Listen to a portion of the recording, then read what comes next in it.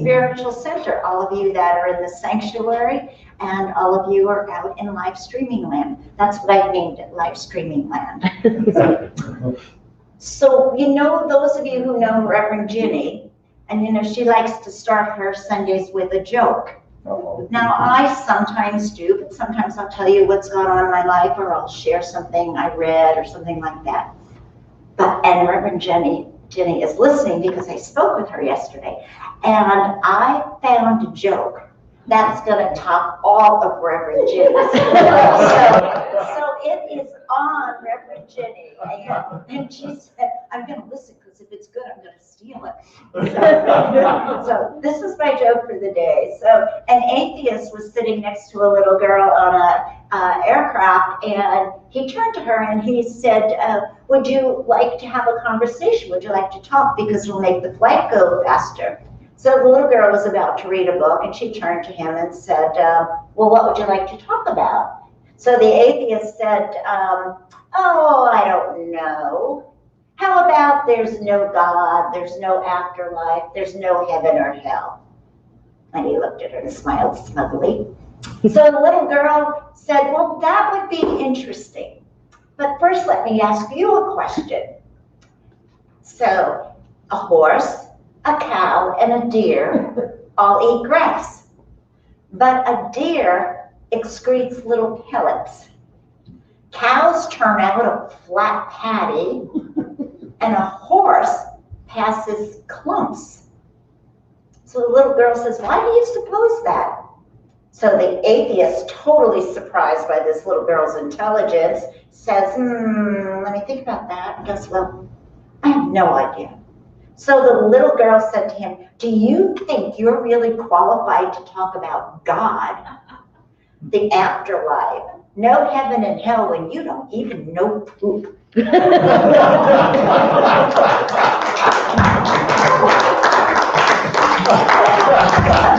Reverend Ginny, that one was for you. I'm sure she's texting me now. So, welcome again. I would just like to just mention that we certainly are going to be doing songs and things, but there's been some concern about singing even with masks on. So why don't you just hum or muddle under your mask, but no blasting out songs during service until our governor says we can blast out songs in service.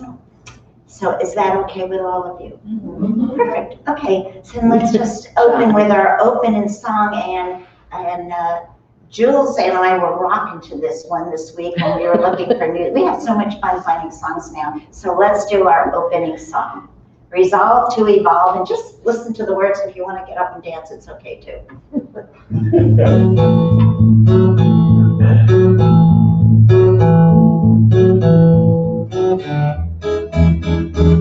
I used to be so unhappy. Life seemed so unkind. I went to see my Maharishi. He was a janitor at the time. He said, you're thinking like a one-cell zygote. You're acting like a dinosaur. You won't find no peace of mind till you learn that life can be more. You can resolve to evolve. Get on the spiritual path. You can resolve to evolve. Give your brain a metaphysical bath. You can resolve to evolve. Leave your mental baggage behind. It may sound strange, but the world won't change till you rearrange your mind.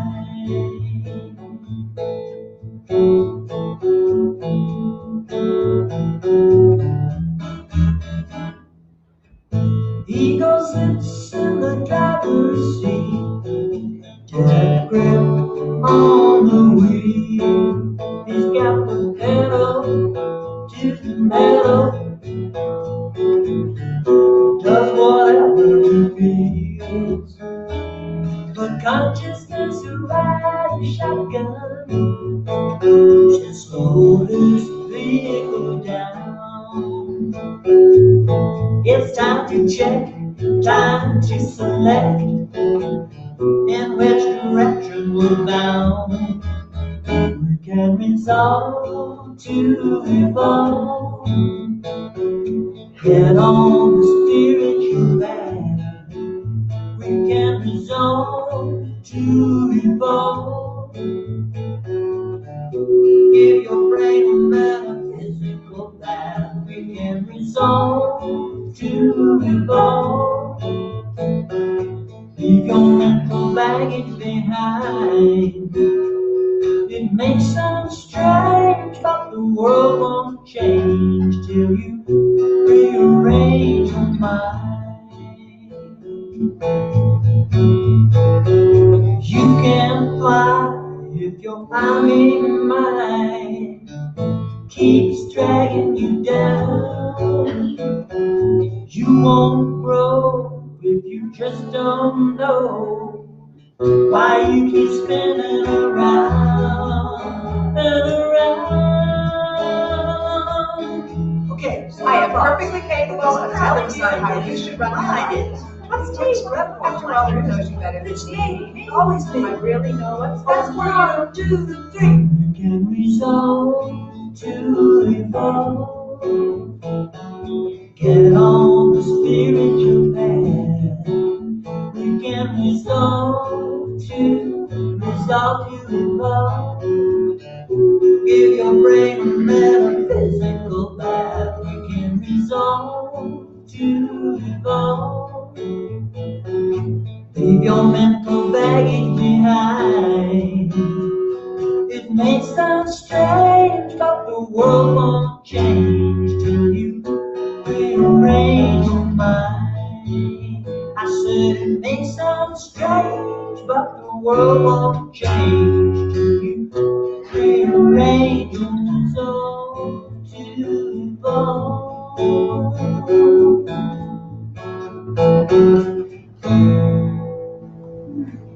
That fun song. Let's clap for it anyhow. So please make sure all of your cell phones are off. No texting during service. And our vision in this spiritual community is that we are, in fact, a spiritual community of love, peace, and acceptance.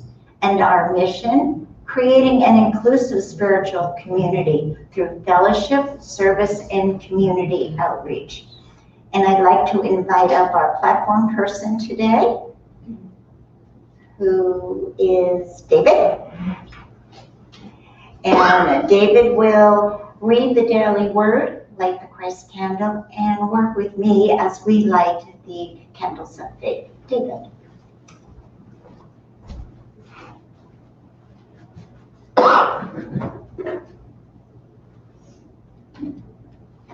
Thank you, Aubrielle. The words for today are, pray for others. I am honored by the trust people place in me when they ask for prayer support. As I pray for others, I see each one for whom I pray as divine and know the truth that each one is a living expression of God. My purpose in prayer is not to focus on the particulars of a situation, but to hold a higher view. As I center in prayer, I hold the vision that all challenging circumstances are moving towards a satisfying resolution in one way or another. I release all thoughts about the situation that prompted the prayer need and focus on the activity of God. As I pray, I see the life, the love, the wisdom, and the power of God at work, healing, strengthening, and establishing peace in all those for whom I pray. And from Philippians, I thank my God every time I remember you, constantly praying with joy in every one of my prayers for all of you. And now the lighting of the Christ candle.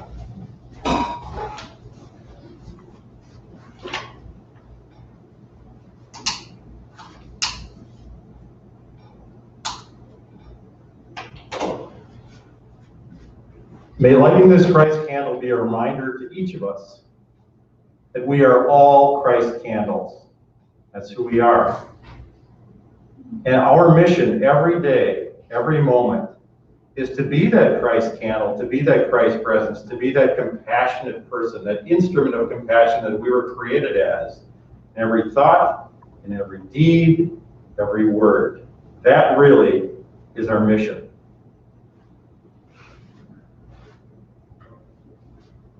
And as we begin to light the flames of faith, we perform this ceremony to promote the universal consciousness of life, which acknowledges that all people and all faiths are all sentient beings come from the one great universal presence, which we call spirit.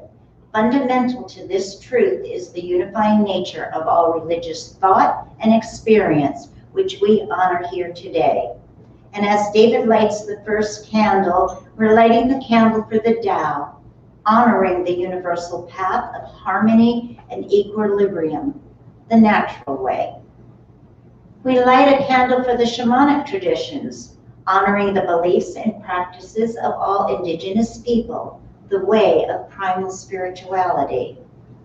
We light a candle for Hinduism, honoring the path of knowledge, action, and devotion. We light a candle for Judaism, honoring the ethical path of living by sacred law. We light a candle for all forms of Buddhism, honoring the Four Noble Truths and the path of compassion. We light a candle for all forms of Christianity, honoring the Christ consciousness as the path of love. We light a candle for all forms of Islam, honoring the path of submission to the will of God and the highest calling. We light a candle for the universalist religion of Baha'i, honoring the path of unity and peace. We light a candle for all forms of new thought, honoring the metaphysical path of mental healing through the practice of universal spiritual principles. And we light a candle, the last candle, for all those who are yet unaware of the power and the presence of spirit in their lives. And we are holding a space for them at this center and for all religions unnamed today. Thank you, David. So I read something a couple of weeks ago, you know me with the books all over the place, and it said, enlightenment is a destructive process. And I went, wait a minute, did I read that correct? Is that correct? Enlightenment is a destructive process? So when we think about being enlightened, we tend to think about warm and fuzzy, kumbaya. We think of serenity, mountaintops, peaceful waterfalls, warm, sunny days, right? Enlightened, we are enlightened. A lovely picture. So how many of you want to go there? I do, yeah, we all want to go there, right?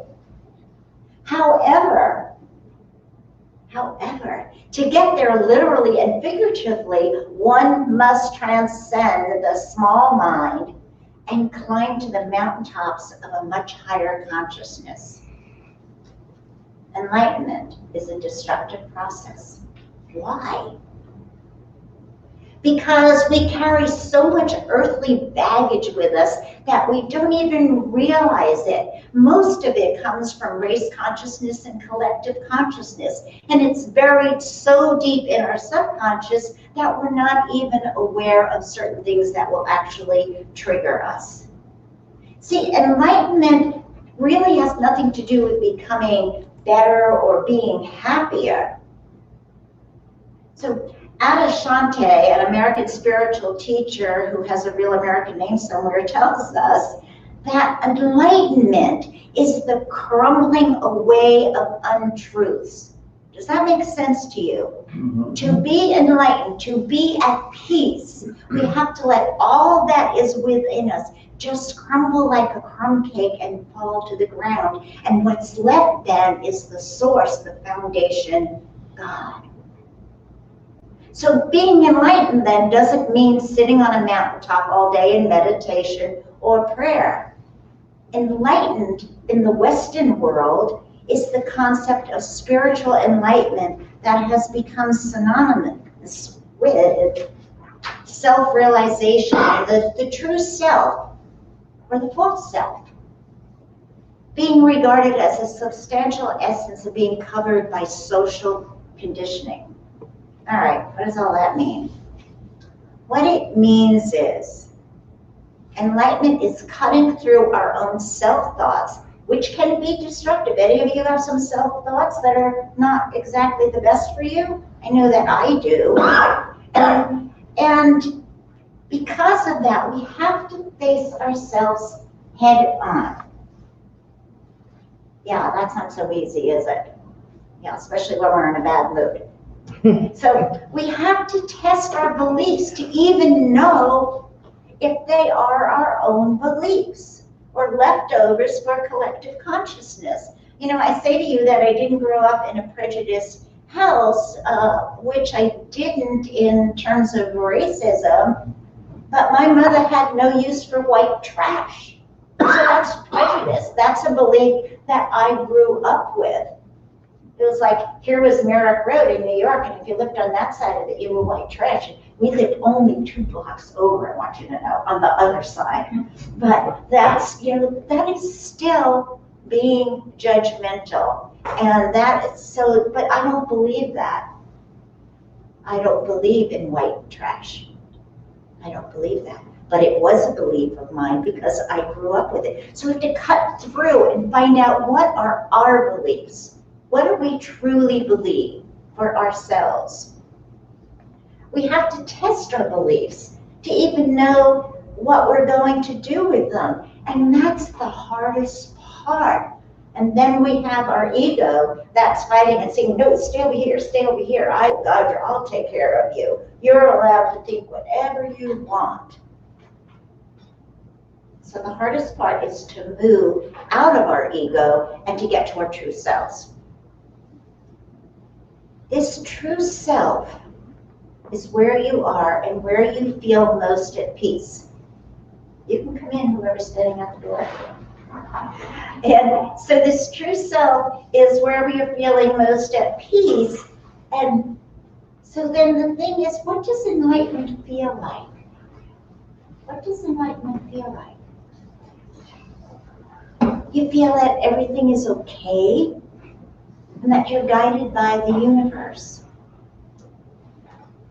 From Eckhart Tolle, the ego says, I shouldn't have to suffer, and thought makes you suffer. It's a distortion of the truth. It's not that we have to suffer, but there is a part of us that when we hit rock bottom, we tend to stay there and we allow the why is this happening to me going on, that type of conversation. So the truth is you need to say yes to suffering before you can transcend it. Now, I will tell you, I personally don't like the word suffering. It's too strong and it's too negative for me. I'm more about self-discovery. I know that the Buddha says, you know, you have to suffer, and he went out in the world and he decided all these people will suffer, so you have to suffer to get to enlightenment. I think that we just need to work with our mind and our thoughts and self-discovery and self-acceptance to get there. But it's just a play on words, just my opinion. So, but while I personally don't like this, the word, the self-discovery is about discomfort. And in our prayer circle this week, by the way, if any of you don't work on Wednesdays, we have a beautiful prayer circle and we would love to expand it with you being there. But in our prayer circle this week, we came across a saying from Marianne Williamson that actually supports what I'm saying today. And she wrote this, I am willing to endure the discomfort of self-discovery in order that I be healed. So to get to a higher place in consciousness, we have to look at what's going on. Or stay complacent and keep complaining. How many of you know somebody that's been telling the same story for 20 years? Yeah, me, yeah, everyone's raising their hand. Yeah, it's because they just haven't taken that one step over, that one step to say, how can I change that story? And most of us then hear that in our mind, we go, oh, here we go again, right? And rather than, none of us have the guts to say, what can we do about this? I only know one person that does that, and that's Jackie. And for those of you who know Jackie, that is the truth. Jackie is always in my face, I will tell you that. And that makes her a good friend, a real good friend. So let's be honest here. We all have things about ourselves we would rather not discover or have any of you know about it. Would that be the truth? Any of you? I see you shaking your hands. Okay, but those of you that don't, this is great. I want to know your secret. So we know that we have things about us that we don't want to bring to the surface because self-discovery is not always fun. It's not always comfortable. There will be confusion. It's sort of like Humpty Dumpty days, right? You just fall over and splat. I even dropped an egg last week. That is a mess to clean up.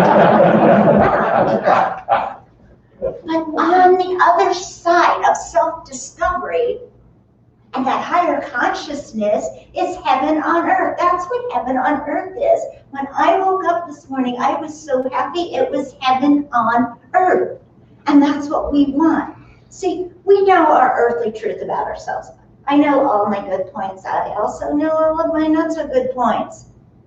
But the truth of our being, who we are, the goodness and the love that we truly are, we have sometimes trouble accepting that or believing that. So why would that be? Because we lose faith. The Bible says, blessed are those who have faith and cannot see. Cannot see. It means we must believe and have faith when we cannot see the outcome. When we cannot see the outcome. And I'm going to tell you a story about that. So we're afraid to take that leap of faith. You have to take a leap of faith and follow our dreams and be at peace. So to elevate yourself out of this physicalness, you must have faith in yourself. And to have faith in yourself, you must have faith in God or your Creator. Have to have faith in the all with a capital A, the all, the unseen. Imagine, if you can, imagine this. Rising each day, feeling wonderful. Imagine waking up each morning and smiling. Imagine waking up each morning in total gratitude, even when it's raining, even when it's snowing, when it's a beautiful day like today. But here's the catch. Before enlightenment, chop wood, carry water. After enlightenment, chop wood, carry water. Wait a minute, so we still have to do all that? Now I'm enlightened. Aren't I still supposed to be in peace and on a mountaintop somewhere? We have to come down from the mountaintop and live in the real world. And to understand that before enlightenment, we chop wood, we carry water. After enlightenment, we chop wood and carry water. Life goes on. Life goes on, and life goes on as we heal our hearts and we heal our souls. We begin the path to living an enlightened life. I have permission today to speak about someone who's here today, Susan Kilton. And I want to tell you a story about Susan moving from faith to enlightenment. Now, I met Susan here with Prayer Circle, and when I met Susan, she had some issues, and she wouldn't come to church, but she came to prayer circle, and I learned a lot about her, listening to her share her stories and the different things that we do within the prayer circle. And I thought, she's a lovely woman, and why she won't come here, I'm sure this was before my time, thank you God. But anyhow, then Ariana got sick. And when Ariana got sick, and we were in the hospital, Susan was there with a lot of you that were here and some that aren't here today. And we stayed with Ariana, and Susan got to know me. And then I watched her with Ariana, and I watched her daughter with Ariana. And Susan and I somehow bonded in there, because that's what happens when you take time to be with people and know people and understand people. So I got the feeling Susan kind of liked me then, because she didn't know me before. So then Susan invited me over to her home, which she was holding in faith for a new one, a little basement that she changed without a kitchen even. She had a refrigerator and an electric frying pan and a blender, and that made margaritas.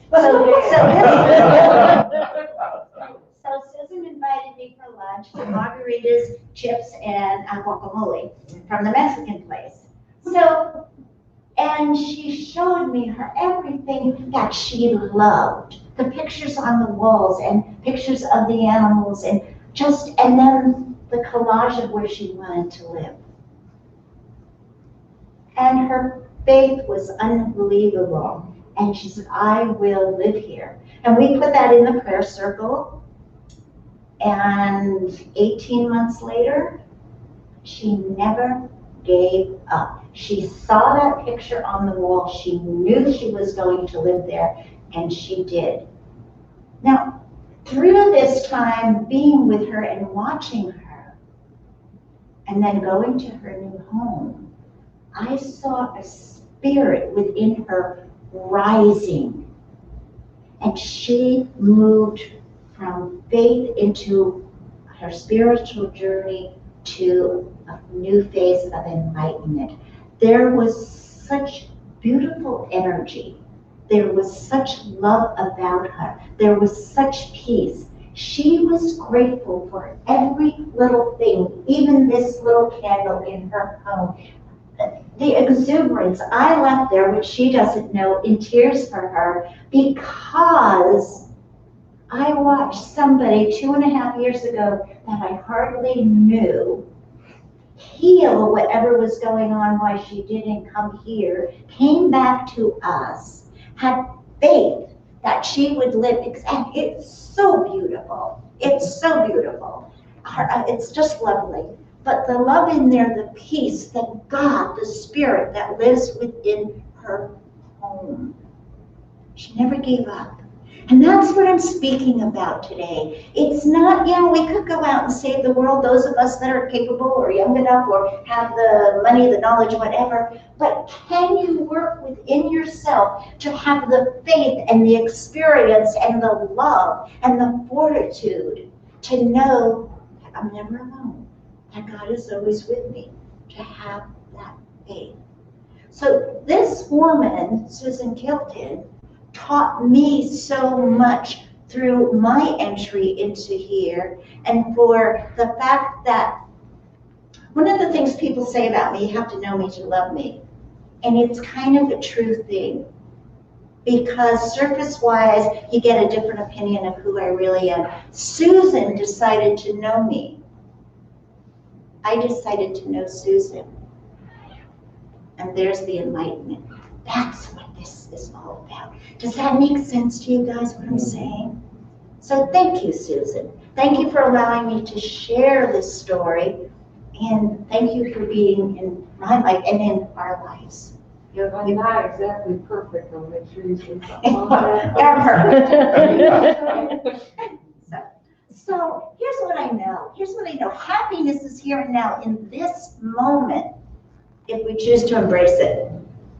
Jesus taught that happiness was attainable right here. He taught that the kingdom of heaven is within. If we could all get this truth, if we could, we would discover what a wonderful life it is right here. It's within our reach. I found it in Sheboygan, believe it or not. I found it here.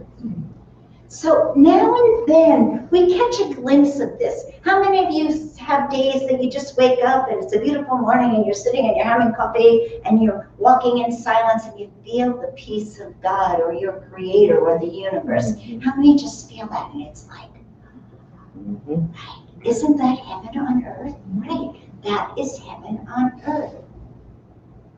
And how many want so much more of that feeling? So why not reach for it? Why not reach for it? One happy, peaceful day at a time. Why not? So if you would, go with me now in prayer and meditation. Uncross your legs. Take a deep breath.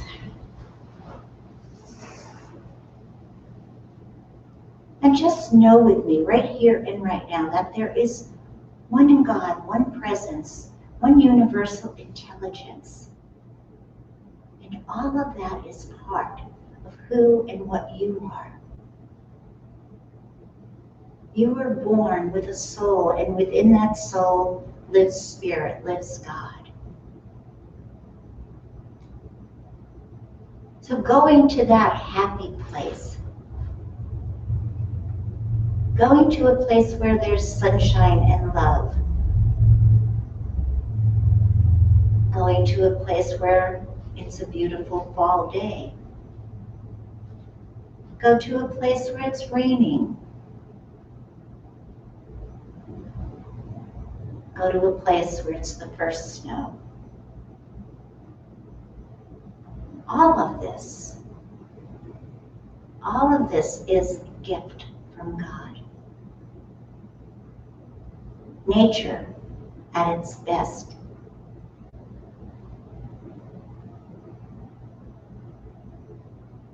So today, I'd like you to think about heaven on earth, what that means for you right here, right now.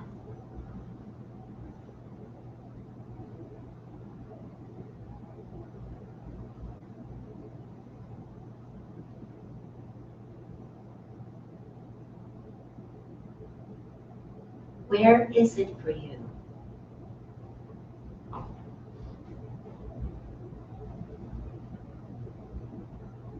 Who is there with you?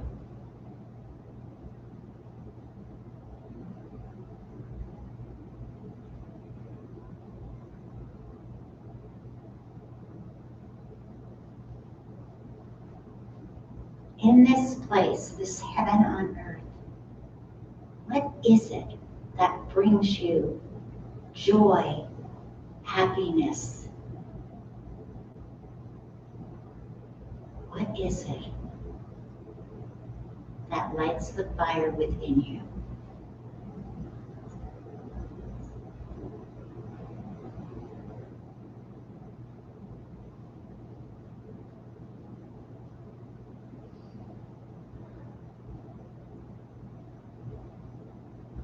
And know as you imagine this, it is not out of reach. Because you don't reach out, you reach within.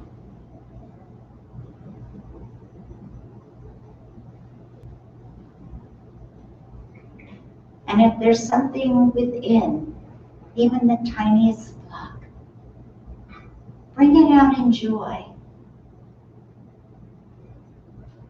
Look at it and tell it enough, we're done.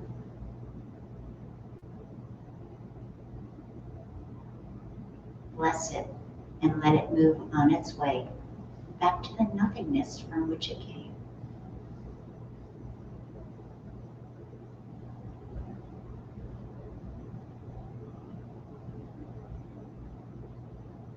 Happiness, peace, love are all here, right now. And you choose to open your heart to allow so much more in. This is a new day, a new moment, a new possibility. And every door is open.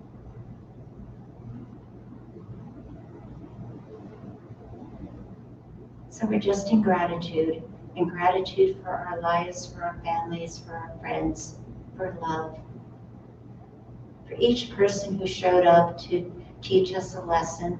Let the lesson be done. Let the teacher be gone, and let it be a new day. And for this and so much more, we're grateful. And together we say, and so it is. Amen.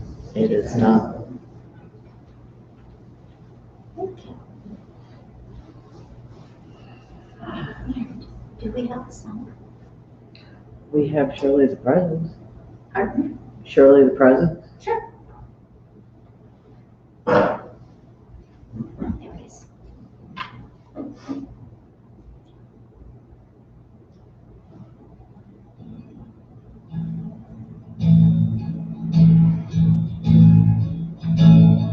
Surely the presence of the Lord is in this place.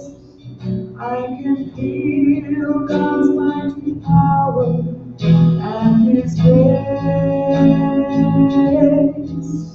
I can hear the rush of angels' wings. I see glory on each face. Surely the presence of the Lord is in this place. Surely the presence of the Lord is in this place. I can feel God's mighty power and His grace. I can hear the rush of angels' wings. I see glory on each face. Surely the presence of the Lord is in this place.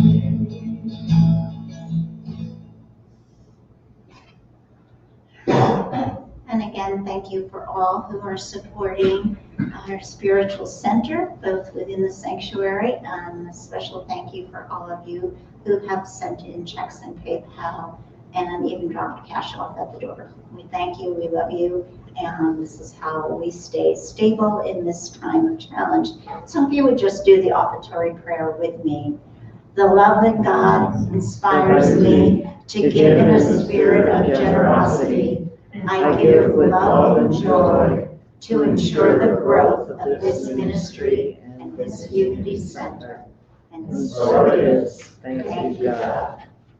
And announcements. Don't you just love what Jules puts up there? I never know. I look at this, I said, did you really do? Thank you, Jules, for your sense of humor. We love you. And speaking of love, thank you to all our volunteers, Tom Kloiber, Dave Schreiber, Dave Polly, and Josh and Jules. Thank you, because without you, Sunday wouldn't come. So thank you very much to all.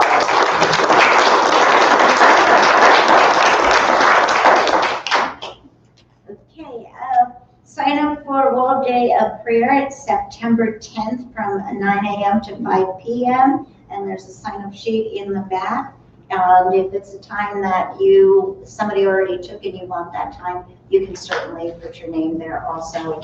Obviously, there's enough room to spread out, so not to worry about that. The silent auction end today? Yep. At 12? Okay, silent auction ends today at 12, and if you have not bid, you have until noon to get your final bid in, so do that. Again, every single thing on the shelf has been bidded, is that a word? Bidded on. And so, yes? On the day of prayer, do we come to the church or do we do it at the house? No, I have to say, in the sanctuary. Okay. You can also do that, however, in your house. You know that it's a half hour and it's World Day of Prayer, so certainly. And also you can write out prayers and we can mail them into Unity Silent Ministry. So see us after center if you want to do that. I know I have some I need to put in. Okay, any other questions on that? If you have more questions, Pam is sort of taking over for that. Just speak with Pam or speak with Jules, okay?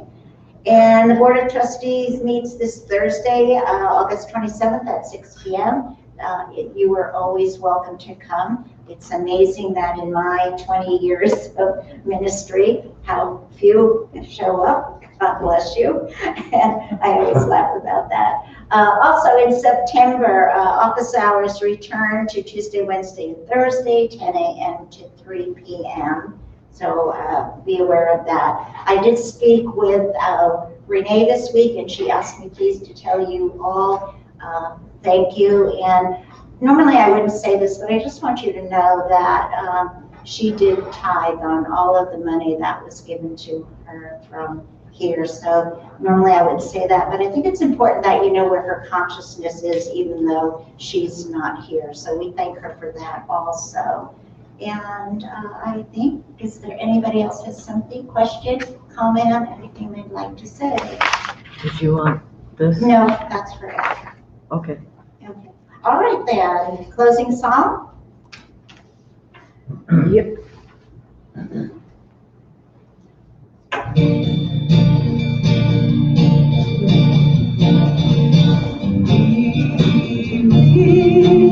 We must together, we must together, together evolve.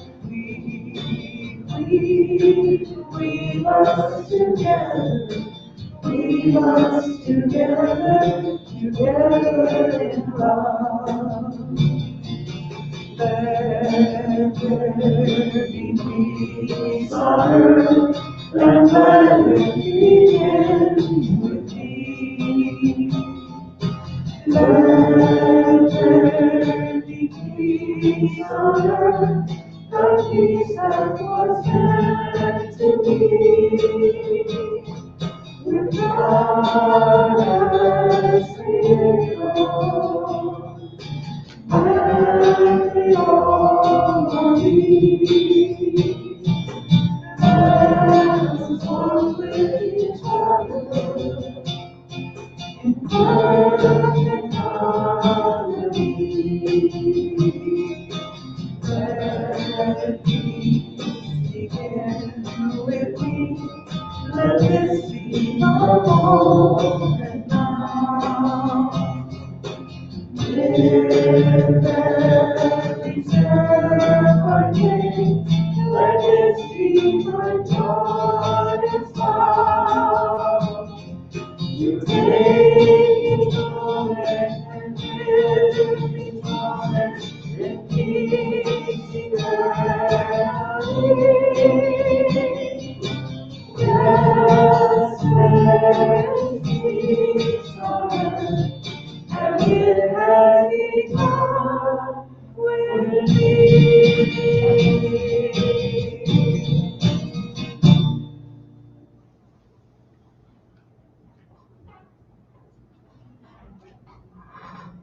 The light of God surrounds us, the love of God enfolds us, the power of God protects us, the presence of God watches over us.